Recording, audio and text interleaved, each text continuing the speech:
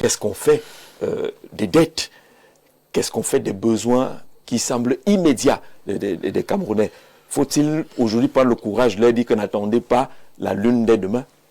Il faut d'abord commencer par, j'ai envie de dire, tordre le cou à tous les Camerounais qui ont piqué l'argent de l'État à travers ces process ou alors ces processus. Ils sont là. Parce que vous allez parler de l'audit. Les audits, c'est compliqué chez nous. Les Camerounais n'aiment pas faire la reddition des comptes. Oui. Encore que ça ne date pas d'aujourd'hui. Souvenez-vous que le 24 mars 1985, on a dit que l'UNC devenait le RDPC. On n'a jamais fait l'audit. De l'UNC. Avant de le RDPC. On ne sait pas ce que sont devenus les actifs, mais apparemment, le RDPC s'en est approprié. Non, ça ne date pas d'aujourd'hui. Il y a ce débat-là sur les maisons du parti. À qui est-ce qu'elles appartiennent? Après la privatisation, les choses comme l'ONCPB, la régie Fécamp, tout ça, il y a un cabinet, je ne veux pas donner le nom, qui a été désigné, dit-on, avec un mot sucré, pour gérer les résidus. Oui. Les actifs résiduels. Les actifs résiduels. C'est compliqué. Mais est-ce que vous saviez que les actifs résiduels, c'est beaucoup d'immeubles, beaucoup de terrains, c'est des centaines de milliards. Absolument. Jusqu'aujourd'hui, malgré toutes les injonctions, malgré toutes les décisions qui ont été prises pour mettre fin et beaucoup de ministres au travail sont tombés du cabinet en question, le gars est là. Il se sucre avec ses amis, il continue de se sucrer de ces histoires. Donc, c'est pour dire quoi?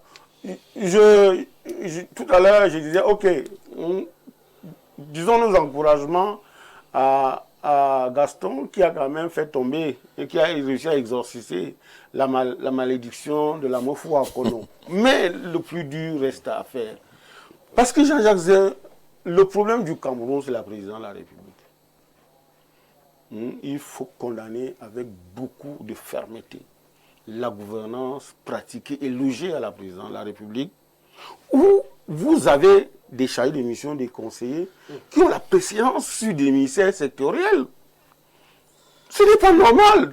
Tout se décide à la présidence de la République. Hein? C'est pour ça que je dis que c'est une constellation de voyous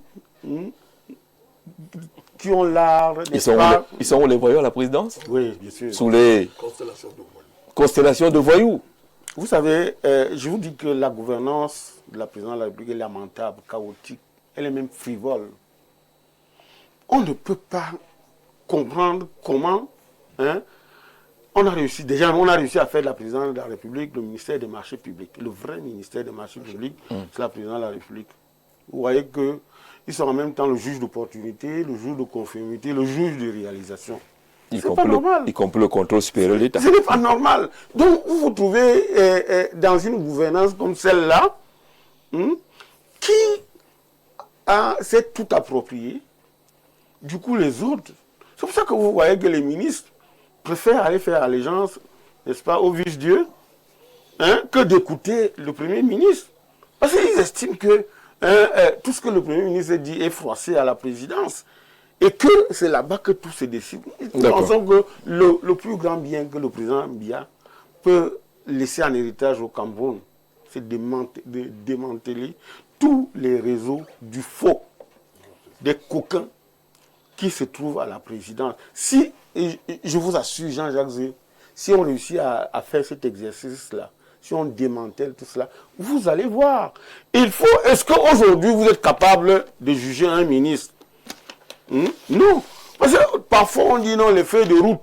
Mais quelle feuille de route tu vas réaliser si tu dois être assujetti aux décisions qui viennent de la présidence de la République? Rien. Donc il faut être peut-être très fort, comme Massenangale Bibé, comme Elundu Essomba, ou alors comme les Mekouloum Vendor, et je crois Sirius Ngoro, pour se détacher justement. Pour se détacher et réussir à imprimer son charisme. Sinon, l'emprisonnement, l'embastillement de la gouvernance qui est faite, pratiquée, logée à la présidence de la République est en réalité la source de tous les malheurs de toutes les misères du Cameroun. Merci. Mathias nous sert là un nectar en termes de démonstration. C'est Henri Yassembe qui écrit.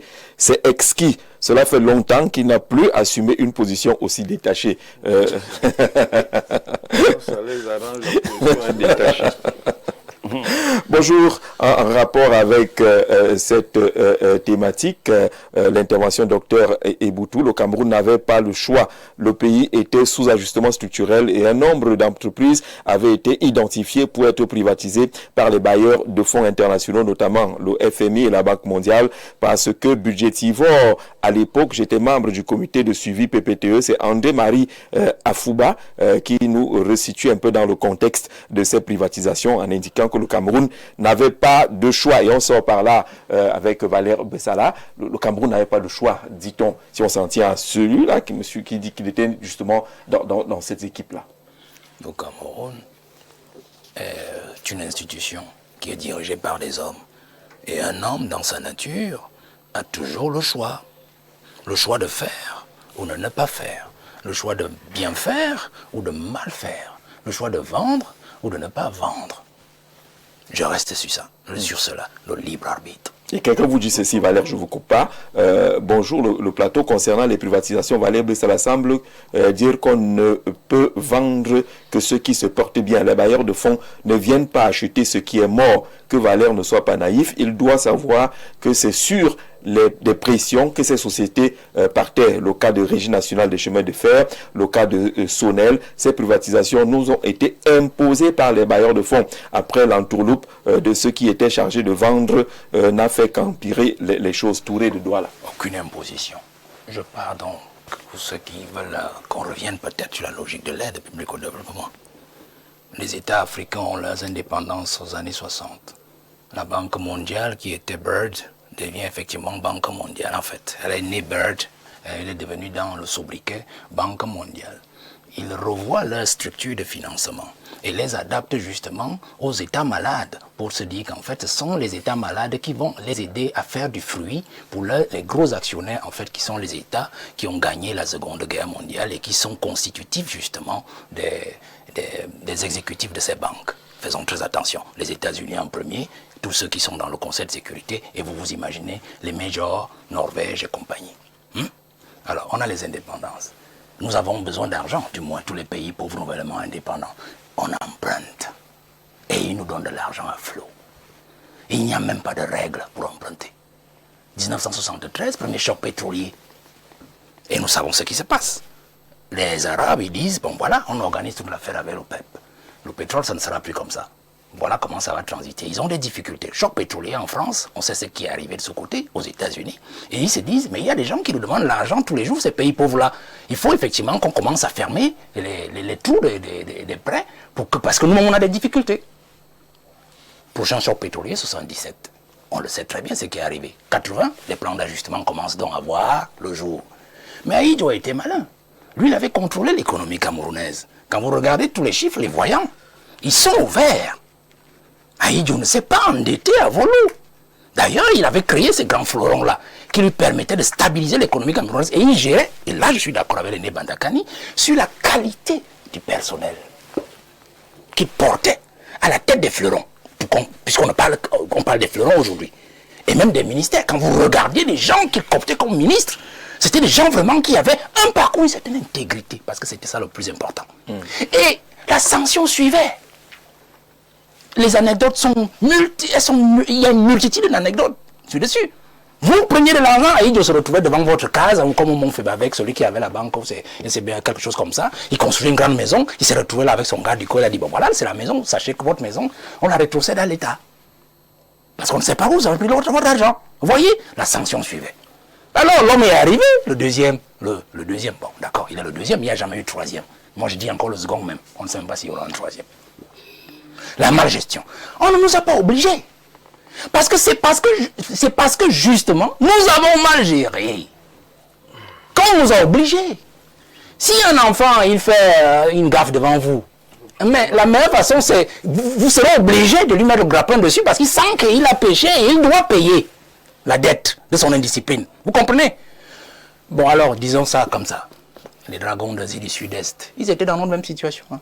il n'était pas plus riche que le Cameroun à l'époque. Corée du Sud, d'ailleurs, il y a même le professeur Henri Ngouatabi qui a sorti un état développementiste. Il compare la Corée du Sud et le Cameroun. Même état, même situation de développement dans les années 60. Aujourd'hui, la Corée du Sud est au top et nous sommes au down. Vous comprenez ce que ça veut dire? Alors, vous pensez que cette même Corée du Sud n'empruntait pas? Cette même Corée du Sud-là n'avait pas aussi des élites là-bas? Elle a appliqué les règles de discipline. Elle a appliqué des règles de sanction sur tout ce monde-là, sur son territoire, et elle s'est dit, voici le cap. Prenons seulement un simple cas. Les modèles de développement de la Corée du Sud, moi j'ai lu tout l'ouvrage, il faut lire l'ouvrage. Moi j'ai comme l'impression que ceux qui maugraient autour de moi là ne l'ont même pas lu. Si même ils l'ont lu, oui, je sais beaucoup, mais je me pose la question pour réagir. Alors, il y a un souci, il y a un véritable souci. Pourquoi la Corée du Sud nous a pris ce gap dans notre développement et nous a dépassé? Parce que les gens pensent que développer un pays, c'est une affaire d'argent. Comme je dis souvent aux jeunes que créer par exemple de la richesse où vous en sortez dans la vie, ne mettez pas toujours l'argent dedans. C'est d'abord l'idée. Ensuite la discipline. S'il n'y a pas de discipline, ayez tout l'argent du monde, vous n'arriverez à rien. Soule l'a dit tout à l'heure. Et s'il est né Bandakani, l'argent. D'accord, les plans d'ajustement structurel. On a emprunté. Qu'est-ce qu'on en a fait? Ils ont volé tout. Ils ont tout volé. D'accord. Non, permettez-moi. Oui, je poursuis, je vais sortir. Allez-y. Je vous prends un simple cas. Nous avons atteint le point d'achèvement IBPTE 2006. C'était Swababa. Et on nous disait que tout l'argent que nous avons emprunté nous était remis, du moins notre dette. Nous devons la rembourser, nous mettre dans des comptes à la BEAC, CDD. Et la France nous l'a rétrocédé pour des projets particuliers. CDD santé, CDD urbain, CDD ceci. C'est sur la base de cela que l'actuel ministre des Finances, qui était encore ministre de l'économie à l'époque, avait conçu le DSCE, document de stratégie pour la croissance et l'emploi, qui était en fait une adaptation camerounaise du DSRP, document de stratégie pour la réduction de la pauvreté, qui existait déjà depuis 2003. Avec tout ce que vous pouvez imaginer, horizon 2020, SND 30, 2035, avec tous les projets, usine à manioc, usine à tracteur dans la brousse, jamais créé. Usine à manioc, même on a dit que l'argent est sorti, on n'a jamais rien construit, l'argent a disparu, on veut encore de l'argent pour relancer, ainsi de suite, plus cher encore même que ce qui était prévu pour la création de l'entreprise. Bref, ce que je voulais dire c'est quoi? Des milliers de milliards dans le cadre de la rétrocession des fonds PPTE, aujourd'hui, bouffés. S'ils avaient donc bien géré cet argent, est-ce qu'on en serait là? D'accord. Je sors. Il y a un des doigts là aujourd'hui. Un projet de 10 ans, 15 ans. L'autoroute. C'est une affaire de quoi? C'est une affaire d'argent? Non. C'est une affaire de malgestion, d'indiscipline politique. Et surtout, de manque de patriotisme, de manque de patriotisme, de copinage, et même, je veux dire, de copinage, même de celui qui dirige le pays avec ces gens-là. Je sors donc en disant, définitivement, expliquez-moi. Puisque vous parlez de Socadel, un type comme Antoine Tchimi, 60 combien? 11? 73 ans. On va le chercher chez lui, il est au village, à la retraite. Je ne sais même pas s'il a pris la retraite. On le ramène comme PCA pour venir diriger un mec, je ne connais pas son âge. Peut-être qu'il a une cinquantaine, je n'en sais rien. Vous pensez que même si M. Amanjoda avait vraiment des choses à faire, il va faire quoi avec un type comme Antoine Tchimi, qui va vous dire, je suis l'ami du président, je suis ceci, je suis cela, vous m'envoyez 100 millions, vous me donnez 200 millions, parce que c'est comme ça que ça fonctionne. Ces affaires-là. Donc nous avons un problème dans ce pays, celui de la maîtrise et de l'utilisation de la ressource. C'est pas la ressource qui manque. Il y a des jeunes qui sont des excellents politiciens, polytechniciens, des ingénieurs, ainsi de suite. On avait encore besoin de prendre un cercle blanchi pour le placer comme PCA dans une structure où on veut des résultats. On l'a compris, professeur. Oui. Il a parlé de ces privatisations qui nous ont été imposées. Il dit qu'ils sont venus parce qu'on gère mal, simplement, et que les pays qui avaient le même niveau de développement à cette époque-là, que le Cameroun aujourd'hui, sont bien loin, parce qu'au moins, il y a la rigueur. Qu'il m'en excuse, c'est une vision très superficielle. Et c'est avec ce type de vision qu'on arrive toujours aux impasses. Monsieur Bandakani vous a dit, et c'est ça le problème fondamental, c'est un problème de structuration du système monde, de l'économie planétaire. Et ce problème de structuration est pour beaucoup dans les endettements vertigineux que les pays africains ont eus. je lui conseillerais de lire un livre de John Perkins qui s'appelle Les assassins financiers, pour qu'il comprenne les logiques qui sont des logiques d'escroquerie qui ont été mises en place pour piéger les pays en développement. Qu'il aille lire ce livre. Maintenant, pour le Cameroun, je lui conseillerais de lire plusieurs livres qui parlent de l'économie du Cameroun des années 70 aux années 80. Un article de De Swan et de Vert dans Politique africaine, numéro 26, numéro 22 en 1986, qui montre comment le système était déjà miné. Cela s'est traduit dans les expériences critiques de la SOCAME, la Société camerounaise des engrais, de la Société des tanneries et des poceries du Cameroun, des celluloses du Cameroun et tout ça. Donc il ne faut pas donner une vision angélique de l'économie qui n'était pas ce qu'on croyait qu'elle était. Le système est miné pourquoi? Le système est miné parce qu'au bout, il y a toujours les clés néocoloniales. Et ce sont ces clés néocoloniales qui bloquent une orientation souveraine de la politique, même de la politique économique. Maintenant, ceux qui disent, et ça c'est d'une fausseté incroyable, il n'y a jamais eu le même niveau de développement entre un pays comme la Corée du Sud et le Cameroun. L'économie ne se lit pas seulement à travers les chiffres. L'économie se lit qualitativement et elle se lit de manière structurelle. La Corée du Sud des années 50, quand les militaires arrivent au pouvoir, fin des années 50, quand ils renversent Syngman Rhee pour que le général Pak Chung-hee prenne le pouvoir, n'est pas comparable au Cameroun des années 60. Il n'y a aucune comparaison possible. Vous pouvez avoir les mêmes chiffres, mais ces chiffres ne traduisent pas les mêmes réalités en termes d'organisation. Cette Corée-là a aussi un avantage stratégique. On ne peut pas lire l'économie sans lire l'organisation stratégique du monde. La Corée du Sud a bénéficié de quoi? Au-delà, c'est incontestable, des avantages et de la qualité du leadership. Elle a bénéficié d'une ressource stratégique. C'était un laboratoire qui permettait aux puissances occidentales de montrer que le modèle soviétique pratiqué par la Corée du Nord n'était pas bon. On a donc mis en place un certain nombre de ressources qui ont permis à la Corée du Sud d'avancer. Chose qui n'a jamais été faite pour les pays africains. Je dis bien chose qui n'a jamais été faite. Donc il faut relativiser et voir les vrais problèmes. Parce que sinon, on reste dans des lectures superficielles. Quand donc de nouvelles équipes arrivent au pouvoir, et ça, Banda Kani le soulignait, elles trouvent les mêmes difficultés, et ces difficultés se reproduisent, et on recommence le même cinéma, on ronronne. D'accord. Oui, vous allez réagir. Vous aussi, vous avez un Banda Kani d'abord. On peut s'indexer d'abord. Allons-y, un petit peu de temps, parce qu'on sort de cette thématique-là. Je ne suis pas totalement d'accord avec ceux qui accusent l'Occident de complotisme. Ce n'est pas du complotisme. Je ne suis pas d'accord. Le piège de l'économie structurelle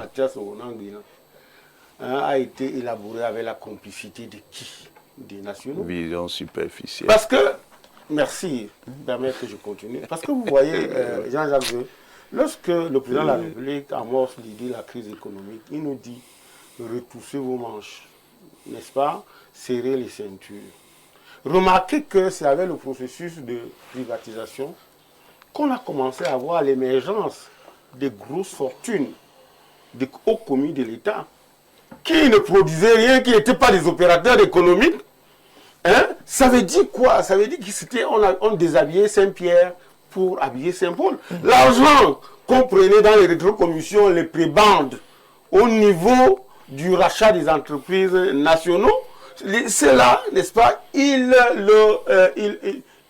investissaient dans leur propre j'ai envie de dire, dans leur propre panier ou bien dans leur propre business grenier. Parce que depuis longtemps, le Cameroun est l'un des rares pays où aujourd'hui les grosses fortunes se mesurent en milliards et ils appartiennent à qui?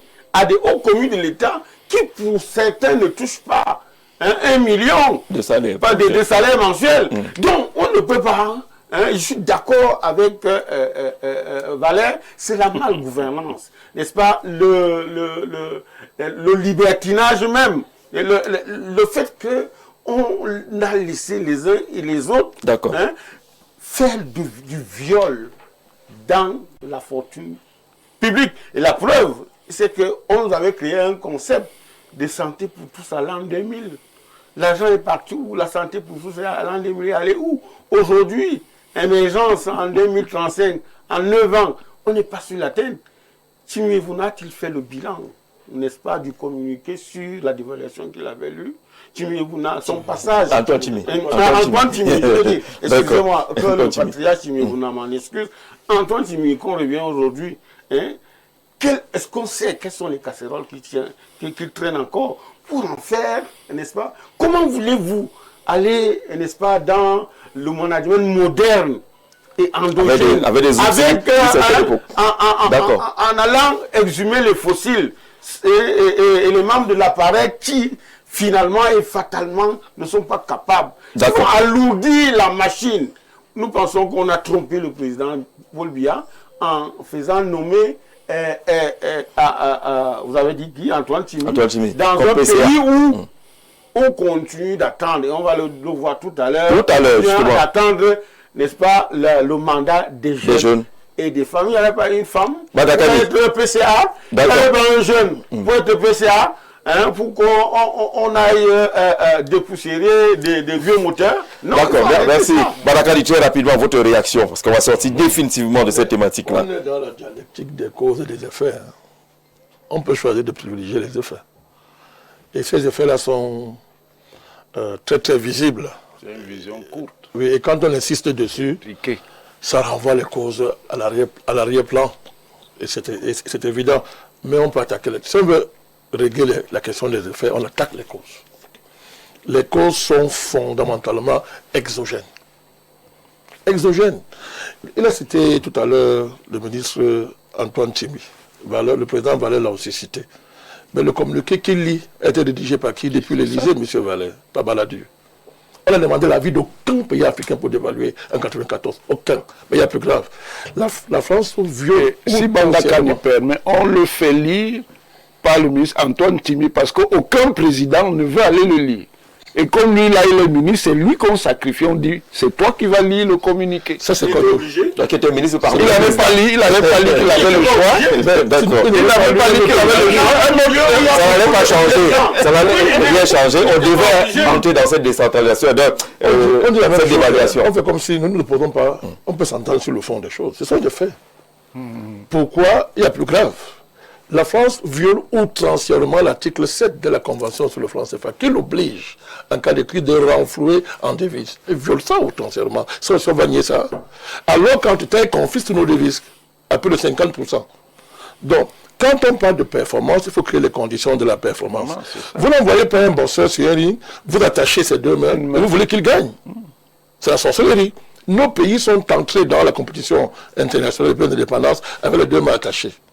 Et on nous demande des résultats, là on affronte des gens qui ont les mains libérées. Ce sont des faits. Donc, les pays, quand vous dites, mon cher Tsoulé, que c'est du complotisme, accuser l'Occident, c'est du complotisme. Mais on ne peut pas être plus réaliste que les Occidentaux eux-mêmes. Leur rapport, ils reconnaissent ça eux-mêmes. Eux reconnaissent ce qu'ils font sur les pays africains. Donc, eux aussi sont complotistes, ça veut dire contre eux-mêmes. La théorie du complotisme vous dites que a émergé avec la complicité, n'est-ce pas, du management endogène. Parce que si eux, ils n'avaient pas accédé à cela, il y a beaucoup de choses qu'on aurait refusées. La preuve aujourd'hui, si on assiste à la renationalisation du secteur énergie, on aurait dû faire ça avant. D'accord, chuter Badakani. On s'entend bien. Oui, entendons-nous. Je dis ceci. Moi, je suis pragmatique. Vous dites que... Vous êtes dans la théorisation d'un certain nombre de choses. Moi, je suis pragmatique. Je me dis, on aurait dû faire ceci avant. Tu es dans les nuages. D'accord. Merci Soulé. Badakani, on va sortir par là. Il m'empêche de parler et il prend mon temps. J'espère que ce n'est pas une technique. Vas-y. Donc, j'étais en train de dire ceci, que dénoncer l'Occident n'a rien à voir avec le complotisme. Eux-mêmes reconnaissent ce qu'ils ont fait aux pays africains. De deux, si on prend le cas, prenons le cas de la zone franc. Quand on le crée à 1945, quel pays africain indépendant? Quel pays africain indépendant? Quand on vous impose des accords de coopération avant que vous ne soyez indépendant, ça s'appelle quoi? Ce n'est pas le cas du Cameroun? Signé avant les indépendances. Et ces accords, il y a quoi dedans? Vous n'avez pas de diplomatie, vous n'avez pas de monnaie, vous n'avez pas d'économie. Vous faites les performances comment? L'économie prospère sous le président Ahidjo était une prospérité superficielle, tout le monde le sait, parce qu'elle dépendait de leviers sur lesquels nous n'avions aucun contrôle. Les cultures de rente, nous ne fixons pas le prix. Et si on parle de performance pour performance, un des acteurs majeurs de cette performance, c'est le président Biya comme Premier ministre, qui gérait la plupart des dossiers économiques du Cameroun. Si bien que le président nous a dit que c'est le meilleur, faites-lui confiance. Donc, il faut qu'on soit un peu objectif quand on parle de ces choses-là. Quand le président arrive au pouvoir, ben, les leviers qui finançaient l'économie du Cameroun, les cultures de rente, d'exportation sur lesquelles on avait quel levier, on organise les effondrements avec justement les dragons. Mon cher ami Bessala, avec tout le respect que j'ai pour vous. On organise leur effondrement pour nous imposer le plan d'ajustement structurel. D'accord, c'est clair. Le dossier est très clair. Je finis avec les vols, je vous en prie. Je suis d'accord avec le diagnostic très pertinent que pose le président Valère Bessala. On vole au Cameroun, d'accord. Mais pourquoi ailleurs? On vole, même plus que nous. On n'impose pas les mêmes choses qu'on nous impose. Prenez la bulle immobilier aux États-Unis, je prends seulement ça. Qui a créé la crise en 2000 qui a créé la crise dans le monde entier? Ceux qui l'ont organisé existent, on les connaît. Ils ont ramassé, ils ont ramassé l'affaire qu'a fait le président Obama. Mais il a transféré ça sur le socialisme. Il a transféré ça sur les pays, sur l'État. Et ceux-là ont privatisé les profits. C'est la logique qu'on voit depuis très longtemps. Donc, voler pour vol. Moi, c'est pour la pendaison publique pour ceux qui volent. Les voleurs. Pour les voleurs. Mais pourquoi? Il faut qu'on juge tous les voleurs au même niveau. Au niveau international, qu'on impose aux pays occidentaux les mêmes mesures qu'ils nous imposent. Quand ils sont pris en flagrant délit de mauvaise gouvernance. D'accord, merci Badakani. On va pas s'enfermer. On va s'enfermer dans cette thématique-là. On va 30 secondes pour David Boutou et puis 30 secondes également pour Valère Bessala. Allons-y, David. Ce que disent mes aînés Banda et mon ami Valère Bessala peut avoir un point de confluence. On ne peut pas nier la nature de l'économie néocoloniale de nos États. Ça, c'est une évidence. Mais je crois que ce que le président Bessala essaie de mettre en avant, c'est le fait que même dans cette nature de l'État néocolonial et l'économie néocoloniale, on aurait pu avoir des avancées à partir de ce nombre de retombées. C'est-à-dire que celui qui a passé, pour que ceux qui sont à la maison nous comprennent, celui qui a le mieux théorisé la question du néocolonialisme, c'est Nkrumah. Et Nkrumah disait que l'essence du néocolonialisme, c'est que l'État qui y est assujetti est théoriquement indépendant. Cet État-là possède tous les attributs de la souveraineté et pourtant, son économie et par conséquent sa politique sont manipulées de l'extérieur. N'est-ce pas? Donc, effectivement, il n'y a que les instrumentistes, en fait, ceux qui organisent, les marionnettistes, merci Banda, sont à l'extérieur et nous ne sommes que, en réalité, des espèces de marionnettes. Maintenant, ce que nous avons reçu, le capital qui est là, qu'on peut vérifier, qu'est-ce qu'on en a fait? Et je crois que c'est là où il y a toute la pertinence de ce que développe mon ami Valère. Le refus de l'infantilisation des dirigeants se cacher derrière pour justifier que non, tout va mal. C'est-à-dire que nous avons atteint un niveau et je crois qu'ils ont réussi. Et je crois qu'ils ont réussi. C'est-à-dire que nos politiques en nous fait comprendre que la crise est une fatalité. Parce qu'en fait, tout est programmé de l'extérieur. Et ils sont donc assis à cet endroit pour gérer les effets de la crise sur leur peuple. Ceux qui se sont opposés, qu'est-ce qui leur est? Je prends des figures. L'aîné Banda a pris une belle figure. Alors on prend un boxeur, on l'envoie dans le ring, les mains attachées. Qu'est-ce qui oblige le boxeur à boxer s'il a les mains attachées? Puisqu'il sait que la boxe, il y a des paris derrière. C'est-à-dire il y a les occidentaux. On l'oblige à boxer. Les parieurs. Alors, de boxer. Vous restez donc et vous ne boxez pas. Non, vous laissez boxer et vous perdez. C'est tout aussi simple que ça. Monsieur le Président. Je prends un autre cas. Non, s'il vous plaît. Une seconde, vous en prie, Monsieur le Président. Une seconde. Ma thèse est qu'on l'oublie, on le met dans le ring. C'est différent de la vôtre. Vous dites on le met dans le ring. Vous avez fini? Oui. On le met dans le ring, il se couche. Alors, je prends le cas du professeur. Alors, il parle de la Corée du Sud et tous les ouvrages, on les a lus, et puis quoi? Ça donnait quoi? Nous sommes dans la pratique. Je prends la Corée du Sud. Ça, c'est du Je prends la Corée du Sud. Arrêtez de m'oublier, s'il vous plaît, professeur. Alors, ce que je vais dire, Corée du Sud, La Cameroun, démagogie. je pensais encore que vous alliez dire que la Corée du Sud a bénéficié des financements américains afin de ne pas tomber dans le communisme comme la Corée du Nord. Donc, Je l'ai séparer dit. Corée du Nord et Corée du Je Sud. l'ai dit. Là, Je l'ai dit. si vous l'avez donc dit, Je l'ai dit. c'est-à-dire de manière implicite, je vais donc plus loin. C'est ce qu'il a dit. La Corée du Sud a donc su utiliser ces moyens que les Il n'a jamais eu États-Unis le même moyen. pour pouvoir Non, c'est pas vrai. Il n'a jamais eu le même moyen a en su Afrique. utiliser ces Il n'a moyens jamais eu le même moyen pour son en développement et se Afrique, monsieur. démarquer. Il n'a jamais eu le même moyen. Allons donc, je vous ai donc pris le cas des fonds PPT en 2006, oui. plusieurs On milliers a de 30 milliards. secondes pour chuter. Qu'est-ce qui a empêché les Camerounais de développer le Cameroun avec les retombées PPTE? Est-ce que c'est les mêmes gens qui nous donnaient l'argent, qui nous empêchaient de venir goudronner les routes, qui nous empêchaient de construire les hôpitaux avec cet argent, qui nous demandaient de voler cet D'accord. argent? Je sors donc en disant, la monsieur, Corée du monsieur, Sud. monsieur, On c'est veut la fini. Corée du Sud. J'en ai terminé. Il y a les éléments. Alors, il veut nous dire que On veut la Corée comme du Sud. Obama n'a pas sanctionné Madoff et ses amis, alors on peut justifier que Paul Biya ne sanctionne pas aussi ceux qui ont volé. Et pourtant, il y a des gens qui sont en prison pour 10 ans pour avoir volé. Et il y a des gens qui se pavanent. Il a cité Tanakuna, qu'on a même fait sortir par des alchimies judiciaires et qui se pavanent même tranquillement pas en Europe, ça ainsi de qu'il a suite, ainsi dit. de Vous suite. n'avez rien Alors, vous autres là, vous autres Vous là, n'avez rien je voudrais compris, que monsieur les Bessara. Camerounais comprennent une seule chose. pas dit ça. On attend des dirigeants. On sait que peut-être les mains sont liées, peut-être à 40%, je mets une proportion, Non, vous non, comprenez? non, non,